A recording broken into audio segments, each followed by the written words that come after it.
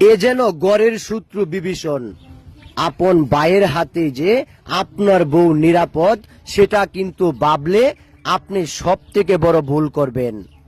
যারা প্রবাসে থাকেন এবং আপনার স্ত্রীকে দেশে রেখে গিয়েছেন, তারা আসলে কতটুকু সতর্কতা অবলম্বন করছেন সেই বিষয়টাও লক্ষণীয়। বাড়ির পাশে যখন ভাবি গোসলখানায় ব্যস্ত, ঠিক সেই মুহূর্তেই ছোট ভাই ঘটালো এক আজব ঘটনা। আর এই ঘটনাগুলো সাময়িক সময়ের জন্য নয়, এসব ঘটনা ঘটে হর হামেশাই।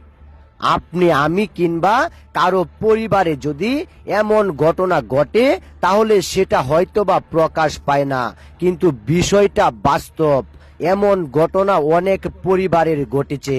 কারণ আপনি যখন একজন প্রবাসী কিংবা আপনার বউকে রেখে অন্য কোনো জায়গায় চাকরি করতে ব্যস্ত কিংবা কর্মসংস্থানের জন্য অন্য কোনো জায়গায় আপনার বউকে দূরে রেখে গিয়েছেন, সেখানে আপনার বউ কিংবা আপনার স্ত্রী কতটুকু নিরাপদ সেই বিষয়টা একটু লক্ষ্য রাখবেন।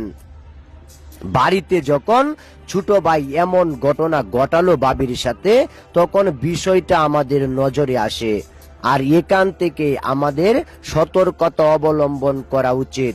কারণ কখনো কখনো যৌবনও অনেক কিছু ঘটিয়ে দিতে পারে। পরিস্থিতি যেমনই হোক, যখন এই বিষয়গুলা সামনে আসে, তখন আপনার আমার করণীয় কি? আসলে ফ্যামিলির শিক্ষা কিংবা পারিবারিক শিক্ষাটা যদি কারো ভিতরে না ঢুকে, সেখানে স্বশিক্ষায় শিক্ষিত না হওয়াটা সব থেকে মূর্খতার লক্ষণ। আর এখানে ঘটেছে ঠিক সেই রকমই একটা ঘটনা। বাড়িতে যখন এমন একটি ঘটনা ঘটে, তখন পুরো বাড়িতেই হর হামেশাই এমন কিছু শুরু হয়। কিন্তু আমার বিষয়টা হলো, যেখানে আপনার বউকে পাশে রাখার কথা, সেখানে তাকে দূরে রাখছেন। আর এটাই এখন কাল হয়ে গেল।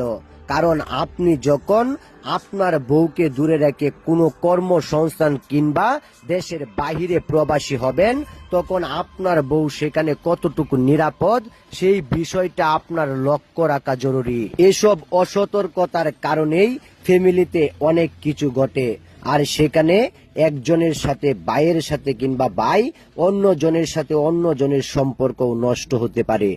আসলে এখানে আপনার ভাই কিংবা আপনার কোনো দোষ নেই। কারণ শয়তান যখন আসে তখন এভাবেই আসে। আর সেখানে যখন শয়তান বর করে, তখন এসব বিষয়গুলো অন্যজনের মাথায় ঢুকে যায়।